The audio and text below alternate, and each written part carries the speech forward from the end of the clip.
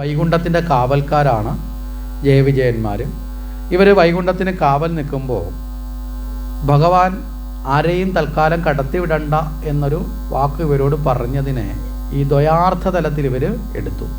ഈ ദ്വയാർത്ഥ തലത്തിൽ എടുക്കുക എന്ന് പറഞ്ഞാൽ ഉദ്ദേശിക്കുന്ന അർത്ഥത്തിന് വേറൊരർത്ഥം ചമച്ച് നമ്മൾ കൊടുക്കുന്നതിനാണ്. അപ്പോൾ ഇതുകൊണ്ട് ഈ സ്ഥലത്തേക്ക് സനകാദി മഹർഷിമാർ വന്നപ്പോൾ തടഞ്ഞു. സനകാദി മഹർഷിമാരെ സംബന്ധിച്ചിടത്തോളം അവർക്ക് അംഗീകരിക്കപ്പെട്ടിരുന്നുണ്ട് ഏത് സ്ഥലത്തും ഏത് സമയത്തും പ്രവേശിക്കാൻ അനുവാദമുള്ളവരാണ് സനകാദി മഹർഷിമാർ. ഇതെല്ലാവർക്കും അറിയാം. അങ്ങനെയുള്ള മഹർഷിമാരെ ആര് തടഞ്ഞു? ജയവിജയന്മാർ തടഞ്ഞു. ഇവിടെ ജയവിജയന്മാർക്ക് ഇത് അറിയാമെങ്കിൽ ഇവർ തടഞ്ഞതെന്ന് വെച്ചാൽ ഭഗവാന്റെ ഒരു ലീല കൊണ്ട് തന്നെയാണ് തടഞ്ഞത്. കാരണം ജയവിജയന്മാർക്ക് അല്പം അഹന്ത വന്നിട്ടുണ്ടോ എന്ന് ഭഗവാന് തോന്നി. ഈ അഹന്ത വന്നാൽ അവർക്ക് എന്തുണ്ടാവണം? അതിൻ്റെ ദുഃഖം വന്നു ചേരും. അഹന്ത താൽക്കാലിക സുഖവും പിന്നീട് ദുഃഖത്തെയും തരും. അഹന്തയിലൂടെ നമ്മൾ അഹങ്കാരത്തെ വർദ്ധിപ്പിക്കും. അപ്പോൾ നമ്മൾ ശ്രേഷ്ഠമായ പലതിനെയും വിസ്മരിക്കും. അതിലൂടെ നമ്മൾ കർമ്മം ചെയ്യും. അതിൻ്റെ ഫലമായി ദുഃഖിക്കേണ്ടി വരും. അപ്പോൾ ഭഗവാനാകട്ടെ തനിക്ക് ഏറ്റവും കൂടുതൽ അടുപ്പമുള്ള ആരെങ്കിലും ഉണ്ടെങ്കിൽ അവരിൽ ഒരിക്കലും എന്ത് വളരാൻ ആഗ്രഹിക്കില്ല? അഹങ്കാരം വളരാൻ ആഗ്രഹിക്കില്ല. അതിനുവേണ്ടി ഭഗവാൻ ചില അനുഭവങ്ങളെ കൊടുത്തത് ഇല്ലാതാക്കിക്കും. അനുഭവങ്ങളിലൂടെയല്ലേ നമ്മൾ പെട്ടെന്ന് മാറ്റപ്പെടുന്നത്, അല്ലേ? ചിലരോട് എത്ര പറഞ്ഞാലും മാറില്ല. അപ്പോൾ എന്തു പറയും? അനുഭവിക്കുമ്പോൾ മാറിക്കോളും. നമ്മളെയൊക്കെ വീടുകളിൽ നമ്മൾ കേട്ടിട്ടുള്ള ഒരു വാക്കില്ലേ കൊച്ചു നാളെയും നമ്മുടെ അച്ഛനും അമ്മയൊക്കെ പറഞ്ഞിട്ട് നമ്മൾ കേൾക്കാത്തവ അവർ പറയും, നീ എന്നെങ്കിലും ഒരു അച്ഛനാവൂടാ, അല്ലെങ്കിൽ നീ എന്നെങ്കിലും ഒരു അമ്മയാവും, അന്നേരം നിനക്ക് മനസ്സിലാവും, ഇല്ലേ? എന്താ കാരണം? അനുഭവത്തിലൂടെ മാറുന്നതിൻ്റെ അത്രയും മാറ്റം വേറെ തരത്തിൽ മാറില്ല. ആരെങ്കിലും അവിടെ അനുഭവിച്ച് മാറുമ്പോൾ വേറെ ആരും വരേണ്ട ആവശ്യമില്ല, നിർബന്ധിക്കേണ്ട, സ്വയം തന്നെ മാറിക്കോളും. ഇപ്പോൾ ഈ തീയുടെ വിളക്ക് എത്തിച്ച് വെച്ചിരിക്കുന്നു. ഈ തീയിൽ തൊട്ടാൽ പൊള്ളുമെന്ന് എത്ര തവണ കുഞ്ഞിനോട് പറഞ്ഞാലും കുഞ്ഞ് തൊടാൻ ശ്രമിക്കും, ഇല്ലേ? എപ്പോഴെങ്കിലും തൊട്ടൊന്ന് പൊള്ളിക്കഴിഞ്ഞാൽ പിന്നെ ജീവിതത്തിൽ അവൻ തൊടുവോ? മനസ്സിലായോ? പിന്നെ വിളക്ക് എത്തിച്ച് വെച്ചേക്കുന്ന അയ്യോ കുഞ്ഞ് തൊടുവോ ഇല്ലെന്ന് നോക്കാൻ ആര് പോകണ്ട? അമ്മ പോകേണ്ട ആവശ്യമില്ല. അവനത് അനുഭവമായി. ആ അനുഭവ ബോധ്യത്തിലേക്ക് വരിക എന്നുള്ളത് വളരെ പ്രധാനമാണ്. ഇവിടെ ജയവിജയന്മാർ മുമ്പൊരിക്കൽ ലക്ഷ്മി ദേവിയെ ഇതുപോലെ തടഞ്ഞു. ഇപ്പം നമ്മളിപ്പോൾ ഒരു വീട്ടിൽ സെക്യൂരിറ്റി ഉണ്ടെന്ന് വെക്കുക. വീട്ടിൻ്റെ ഉടമസ്ഥൻ വന്ന് പറയുകയാണ് ആരെയും കയറ്റി വിടണ്ട എന്ന് പറഞ്ഞു എന്ന് വെച്ചാൽ ആ വീട്ടിലെ അമ്മ ഏതെങ്കിലും കാര്യത്തിന് പുറത്ത് പോയിട്ട് തിരിച്ചു വരുമ്പം കയറ്റി വിടണ്ടെന്ന് അർത്ഥമുണ്ടോ? ഉണ്ടോ? ആ വീട്ടിലെ കുട്ടികൾ പഠിക്കാൻ പോയിട്ട് തിരിച്ചു വരുമ്പം കയറ്റി വിടണ്ടെന്ന് അർത്ഥമുണ്ടോ? ആരെയും കയറ്റി വിടണ്ടെന്ന് പറഞ്ഞാൽ അതിൻ്റെ അർത്ഥം എന്താ? അന്യരായ ആരെയും, അല്ലേ, ഈ വീട്ടിൽ വരാൻ അർഹതയില്ലാത്ത ആരെയും കയറ്റി വിടണ്ട എന്നുള്ളതാണ്. പക്ഷേ ഇവിടെ ലക്ഷ്മി ദേവിയെ തടഞ്ഞപ്പോൾ ലക്ഷ്മി ദേവിക്ക് കലശലായ ദേഷ്യമൊക്കെ വന്നു, തന്നെ ഭഗവാന്റെ അടുത്തുനിന്ന് തടഞ്ഞതിനോട്. പക്ഷേ ഏതെങ്കിലും തരത്തിൽ ഇവരോട് ദേഷ്യപ്പെട്ടാൽ തൻ്റെ ഭർത്താവ് പറഞ്ഞതിനെ വെച്ചുകൊണ്ടാണല്ലോ ഇവർ തടഞ്ഞത്. നിന്ദിക്കുന്നതിന് തുല്യമായി മാറും.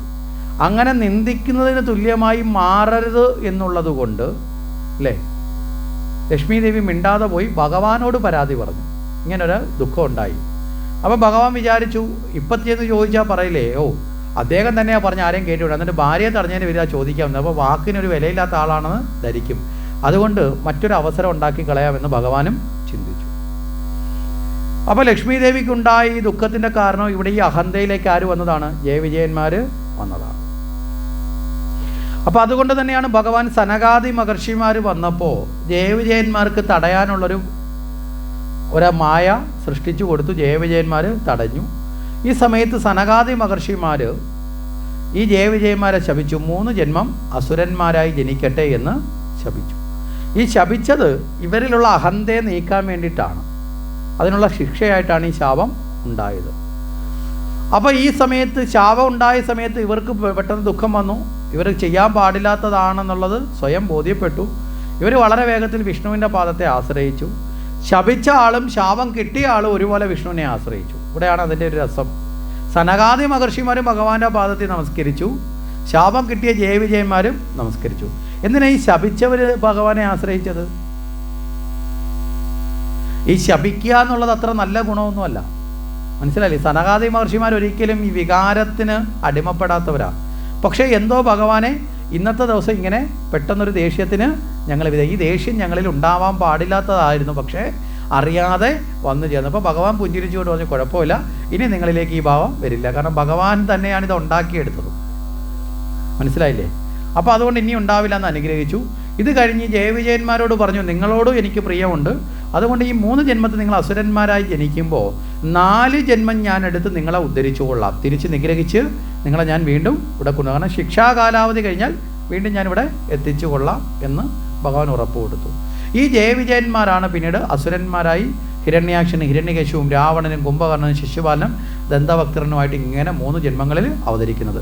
ഇതേ സമയത്ത് തന്നെ അസുരന്മാരുടെ മാതാവായ ദിതി തൻ്റെ ഭർത്താവായ കശിവ പ്രജാപതിയുടെ അടുത്ത് എന്നിട്ട് പറഞ്ഞു, സന്താന ഉൽപാദനം നടത്താൻ താല്പര്യമുണ്ട്, എനിക്ക് കുഞ്ഞുങ്ങളെ നൽകണം എന്ന് പറഞ്ഞു. അപ്പോൾ ഇതിനൊക്കെ ഒരു സമയവും കാലവും ഒക്കെ ആവശ്യമാണ്. ഇത് ചെന്ന് ആവശ്യപ്പെടുന്നത് ത്രിസന്ധ്യ സമയത്താണ്. അപ്പോൾ ത്രിസന്ധ്യ സമയത്ത് ഈശ്വരാരാധനയ്ക്കും മറ്റു ചിന്തകൾക്കും ഉള്ള സമയത്താണ് ഈ സന്താന ഉൽപാദനത്തിനുള്ള മോഹവുമായി ചെല്ലുന്നത്. ഈ സമയവും കാലവും ഉചിതമല്ല എന്നാര് പറഞ്ഞു? കശിവ പ്രജാപതി പറഞ്ഞു. അപ്പോൾ നമുക്കൊക്കെ ഒരു ചിന്ത വരും, ഇതിനൊക്കെ സമയവും കാലവും ഒക്കെ ഉണ്ട്. തീർച്ചയായിട്ടും ഉണ്ട്. ഓരോ കർമ്മങ്ങൾക്ക് സമയവും കാലവും ഒക്കെ വിധിപ്രകാരമുണ്ട്. ആ സമയത്തും കാലത്തും ജനിക്കുന്നവർ സൽസന്താനങ്ങളായിട്ടും ജനിക്കും. കാലവും സമയം തെറ്റി ജനിച്ചാൽ ദുർജനങ്ങളായി മാറുകയും ചെയ്യും. ഇതൊക്കെ നമ്മുടെ ജീവിതത്തിൽ പണ്ട് കാലത്ത് ഉണ്ടായിരുന്ന ഒരു സംവിധാനമാണ്. അതുകൊണ്ടാണ് പണ്ട് കാലത്ത് യഥാർത്ഥത്തിൽ ഈ വിവാഹം കഴിക്കാനല്ല മുഹൂർത്തം കുറിക്കുന്നതിന് പ്രാധാന്യം. വിവാഹം എപ്പോൾ വേണമെങ്കിലും കഴിക്കാമെന്നാണ് പറയുന്നത്. ഇപ്പോൾ ഗാന്ധർവ വിധി പ്രകാരം വിവാഹം കഴിച്ച് ആരെങ്കിലും മുഹൂർത്തം നോക്കിയിട്ടാണോ? ആണോ? ഇപ്പോൾ ശ്രീകൃഷ്ണൻ തന്നെ രുക്മിണിയെ സ്വയംവരത്തിൻ്റെ തലേ ദിവസം പോയി വിളിച്ചുകൊണ്ട് പോയത് മുഹൂർത്തം നോക്കിയിട്ടാണോ? ആണോ? അല്ല. മുഹൂർത്തം നോക്കുന്നതിനേക്കാൾ പ്രാധാന്യമുള്ളത് അടുത്ത തലമുറയ്ക്ക് ജന്മം കൊടുക്കുന്നതിനാണ് പ്രാധാന്യമുള്ളത്. ശാന്തി മുഹൂർത്തം എന്നൊരു മുഹൂർത്തമുണ്ട്, മനസ്സിലല്ലേ? ആ മുഹൂർത്തത്തിൽ ഈശ്വര ചിന്തയോടുകൂടി ഭഗവത് കർമ്മങ്ങൾ അനുഷ്ഠിച്ച് മാതാപിതാക്കളുടെ പാദത്തിൽ നമസ്കരിച്ച് കുലദൈവങ്ങളെയും മനസ്സിൽ സ്മരിച്ച് ആ കുലദൈവങ്ങളുടെ അനുഗ്രഹത്തോടുകൂടി നല്ല സന്താനങ്ങൾ ഉണ്ടാക്കണമേ എന്ന പ്രാർത്ഥനയോട് കൂടിയിട്ടാണ് മാതാപിതാക്കൾക്ക് സന്താനങ്ങൾക്ക് ജന്മം കൊടുക്കേണ്ടത്. അങ്ങേക്ക് മാത്രമാണ് നല്ല സന്താനങ്ങൾ ജനിക്കുന്നത്. അതാണ് പണ്ട് നമ്മൾ നോക്കുമ്പോൾ ഈ ശങ്കരാചാര്യ സ്വാമികളുടെ അമ്മ പറയും, ഞാൻ ശിവൻ ഭഗവാനെ പ്രാർത്ഥിച്ച് എനിക്ക് ശിവൻ തന്നതാണ് നിന്നെ എന്ന് ശങ്കരാചാര്യയുടെ അമ്മ പലപ്പോഴും പറയും. സ്വാമി വിവേകാനന്ദനോട് കാശി വിശ്വനാഥൻ തന്നെയാണ് നീ എന്ന് ആ വിവേകാനന്ദൻ്റെ അമ്മ പറയുന്ന ചരിതങ്ങളുണ്ട്. മനസ്സിലായില്ലേ? ഈ ഈശ്വര ചിന്തയൊക്കെ ഇന്നുണ്ടോ ഇല്ലയോ എന്ന് നമ്മൾ ചിന്തിച്ചാൽ മതി. ഇതിനൊക്കെ ചില സമയവും കാലമുണ്ട്. രാമായണത്തിലേക്ക് പോയാൽ നമുക്ക് പെട്ടെന്ന് മനസ്സിലാവും. ഈ രാവണന്, കുംഭകർണന്, വിഭീഷണന്, ശൂർപ്പണഖ 4 പേരാണല്ലോ. ഇവർക്ക് 4 പേർക്കും ജന്മം കൊടുക്കുന്ന ഒരേ ദിവസത്തിൽ തന്നെയാണെന്നാണ് പറയുന്നത്. പക്ഷേ സമയം വ്യത്യാസമാണ്. ത്രിസന്ധ്യയ്ക്ക് രാവണൻ, മനസ്സിലായില്ലേ? അത് കഴിഞ്ഞുള്ളത് കുംഭകർണൻ, അത് കഴിഞ്ഞുള്ള ഉത്തമ സമയത്ത് വിഭീഷണൻ, അത് കഴിഞ്ഞ് പ്രഭാതത്തിലെ സരസ്വതി യാമത്തിലെ ശൂർപ്പണഖ. ഇതിൽ വിഭീഷണൻ എത്ര നല്ല ആളായിരുന്നു പറഞ്ഞു, മനസ്സിലായില്ലേ? അപ്പം വളരെ കൃത്യമായിട്ട് ഇതിനൊക്കെയുള്ള സമയവും കാലവും ഇതിനൊക്കെയുള്ള തലവുകളും ഒക്കെ വളരെ കൃത്യമാണെന്നുള്ള ബോധം നമ്മൾ മനസ്സിലാക്കണം. അപ്പോൾ ഈ ഒരു ഘടന കൂടിയുണ്ട്. അപ്പോൾ ഇവിടെ ഈ കാലവും സമയവും തെറ്റി അവിടെ തൻ്റെ ഭർത്താവിൽ നിന്ന് സന്താനത്തെ ലഭിക്കാനുള്ള പ്രാർത്ഥന എന്നുള്ള നിലയിൽ ചെന്നു. ബലമായി അതിന് തയ്യാറായി. ആ സമയത്ത് അതിലൂടെ ജനിക്കുന്ന കുഞ്ഞുങ്ങളാണ് ഹിരണ്യാക്ഷനും ഹിരണ്യകശിവും. ഇവരുടെ പേരിൽ തന്നെയുണ്ട്. ഹിരണ്യാക്ഷൻ എന്ന് പറഞ്ഞാൽ, ഹിരണ്യ എന്ന് പറഞ്ഞാൽ സ്വർണം എന്നാണ്. സ്വർണത്തിൽ കണ്ണുള്ളവൻ, മനസ്സിലായില്ലേ? ഹിരണ്യകശിപു വെച്ചാൽ സ്വർണം നേടിയവൻ അല്ലെങ്കിൽ അതിൽ ശയിക്കുന്നവൻ എന്നുള്ള അർത്ഥം. അപ്പോൾ ഒരുത്തൻ എൻ്റേതെന്നതാണെങ്കിൽ മറ്റത് ഞാനെന്ന ഭാവമാണ്. 2 അസുരന്മാരായി മാറുന്നത്. ഒന്ന് ഞാനെന്ന ഭാവം. ഈ ഞാനെന്ന ഭാവം ഒരു ദുർഗുണമാണ്. അതുകൊണ്ടാണ് അസുരൻ എന്ന് പറയുന്നത്. ഞാനെന്ന ഭാവവും എൻ്റേതെന്ന ഭാവവും ഇത് രണ്ടും വരുമ്പോഴല്ലേ നമ്മൾ മറ്റുള്ളവരെയും നിന്ന് അകലുന്നത്, അല്ലേ? ഞാനെന്നും എൻ്റേതെന്നും വന്നിട്ടല്ലേ നമ്മൾ മറ്റുള്ളവരോട് കലഹിക്കുന്നത്, അല്ലേ? ആണോ അല്ലയോ? ഇത് രണ്ടുമാണ് ദുർഗുണങ്ങളെ നമ്മൾ ശക്തിപ്പെടുക. അപ്പോൾ ഈ 2 എണ്ണം ഇല്ലാതാവേണ്ടതാണ് എന്നുകൂടി ഭാഗവതത്തിൽ ഈ കഥകളിലൂടെ പഠിപ്പിക്കുകയാണ്. ഇവിടെ എൻ്റേതെന്നതാണ് ഹിരണ്യാക്ഷൻ. ഹിരണ്യാക്ഷൻ എന്ത് ചെയ്തു? സമ്പത്ത് മുഴുവൻ എൻ്റേതെന്ന് പറഞ്ഞാൽ നമ്മൾ നേടുന്നതാണ്. ഈ സമ്പത്തിൻ്റെ മുഴുവൻ ഇരിപ്പിടമായ ഭൂമിയെ അപഹരിച്ച് കടലിനടിയിൽ കൊണ്ട് മറച്ചു വെച്ചു. ഈ സമയത്ത് ബ്രഹ്മാവിൻ്റെ പുത്രനായ സായബവും മനുവും ശതരൂപയും ഭൂമി പാലനത്തിന് വേണ്ടി ബ്രഹ്മാവ് പറഞ്ഞിട്ട് വരുന്നു. അവർ ഭൂമിയെ കാണാതെ തിരിച്ച് ബ്രഹ്മാവിൻ്റെ അടുത്ത് എന്ന് പരാതി പറഞ്ഞു. ബ്രഹ്മദേവൻ ആ സമയത്ത് ചിന്തിക്കുമ്പോൾ അദ്ദേഹത്തിന് മനസ്സിലായി ഇവിടെ ഭൂമിയെ ഹിരണ്യാക്ഷൻ കടലിനടിയിൽ കൊണ്ടുപോയി ഒളിപ്പിച്ചു വെച്ചിരിക്കുകയാണ്. ഇവിടെ വിഷ്ണുവിൻ്റെ പാർശ്വതന്മാരാണ് ഹിരണ്യാക്ഷനായി ജനിച്ചിട്ടുള്ളതെന്നറിയാം. അതുകൊണ്ട് വിഷ്ണുവിനെ തന്നെ ആശ്രയിച്ചു ബ്രഹ്മാവിൻ്റെ നാസികയിൽ നിന്നൊരു ചെറിയ ഒരു പന്നിയുടെ രൂപത്തിൽ, ഒരു വരാഹ രൂപത്തിൽ ഭഗവാൻ പ്രത്യക്ഷപ്പെട്ടു. നിമിഷ നേരം കൊണ്ട് യജ്ഞവരാഹമായി മാറി നേരെ പോയി കടലിൻ്റെ അടിത്തട്ടിൽ നിന്ന് ഭൂമിയെ എടുത്ത് അതിനെ യഥാവിധി കടലിന് മുകളിൽ കൊണ്ടുപോയി സ്ഥാപിച്ചു. ഇതേ സമയത്ത് തന്നെ നാരദ മഹർഷി എന്ന് ഉറങ്ങിക്കിടന്ന ഹിരണ്യാക്ഷനെ വിളിച്ചിട്ട് പറഞ്ഞു, നീ മോട്ടിച്ചുകൊണ്ട് വെച്ചതിന് വേറൊരാൾ എടുത്തുകൊണ്ട് പോകുന്നു എന്ന് പറഞ്ഞു. മനസ്സിലായില്ലേ? ഇപ്പം നമ്മൾ മോട്ടിച്ച് കൊണ്ടുവന്ന് നമ്മുടേതാന്ന് പറഞ്ഞൊരു സാധനം വെക്കുക, വേറൊരാൾ എടുത്തുകൊണ്ട് പോയാൽ നമ്മൾ അയാളെ മോഷ്ടാവെന്ന് വിളിക്കത്തില്ലേ? അതല്ലേ സാധാരണ ലോകത്ത് നടക്കുന്നത്. നമ്മൾ മോട്ടിച്ചതാണ്, പക്ഷെ നമ്മൾ മോട്ടിച്ചത് മോശമായിട്ട് നമ്മൾ അംഗീകരിക്കുമോ? നമ്മൾ അപകരിച്ചുകൊണ്ട് വെച്ചു. എന്നിട്ട് വേറൊരാൾ വന്നത് എടുത്തുകൊണ്ട് പോകുമ്പോഴോ നമ്മൾ അയാളെ മോഷ്ടാവെന്ന് വിളിക്കില്ലേ? ഇതേ കണക്കാ ഹിരണ്യകശിപു ചെയ്യുന്നത്. അതാണ് ഈ ആസുരിക മനസ്സെന്ന് പറഞ്ഞത്. ഹിരണ്യകശിപു എന്നിട്ട് ആ കള്ള എൻ്റെ സാധനം ഇവിടെ കൊണ്ടുപോയിടാന്ന് പറഞ്ഞ് ഭഗവാന്റെ കൂടി അസഭ്യം പറഞ്ഞു. ഭഗവാൻ യഥാസ്ഥാനത്ത് വെച്ചിട്ട് തിരിഞ്ഞു ചെയ്യുന്നു. ഹിരണ്യാക്ഷനുമായിട്ട് യുദ്ധത്തിലേർപ്പെട്ടു.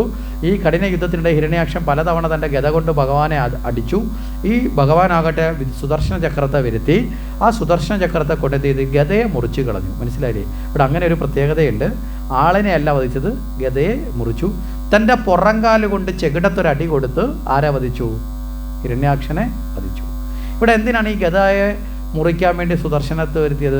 നേരെ മറിച്ച സുദർശനത്തെ കൊണ്ട് ഈ അസുരനെ അങ്ങ് വധിച്ചാൽ പോരെ. സാധാരണ അങ്ങനെയാണല്ലോ പലയിടത്തും വരുന്നത്. ഇവിടെ എന്തിനാണ് ഈ വ്യത്യാസം കൊടുത്തതെന്ന് ചോദിച്ചാൽ, ഇവിടെ ഈ കർമ്മത്തിൻ്റെ ഫലമായിട്ടല്ലേ ഈ എൻ്റേതെന്നുള്ളത് നേടുന്നത് നമ്മളൊക്കെ അല്ലേ? എൻ്റേതെന്ന് പറയുന്നത് സമ്പത്തല്ലേ? ഈ സമ്പത്തൊക്കെ നേടി നമ്മൾ സ്വന്തമാക്കി വെക്കുന്നത് കർമ്മം കൊണ്ടല്ലേ? അല്ലേ? ആണോ അല്ലയോ? നമ്മൾ ജോലി ചെയ്തോ, അധ്വാനിച്ചോ, അല്ലെങ്കിൽ വേറെ ഏതെങ്കിലും പിടിച്ചു പറിച്ചോ, ഇല്ലെങ്കിൽ മോട്ടിച്ചോ ഒക്കെ അല്ലേ ഇത് ഉണ്ടാക്കി വെക്കുന്നത് എൻ്റേത്. അപ്പോൾ കർമ്മത്തിൻ്റെ ഫലമായിട്ടാണ് എൻ്റേത് വരുന്നത്. ഞാനെന്നത് ശരീരത്തിൽ നിന്നുണ്ടാവുന്നതും എൻ്റേത് കർമ്മഫലമായിട്ടാണ്. അപ്പോൾ എൻ്റേതിനെ ഇല്ലാതാക്കുമ്പോൾ ആദ്യം എന്ത് ചെയ്യണം? കർമ്മത്തെ ഇല്ലാതാക്കണം.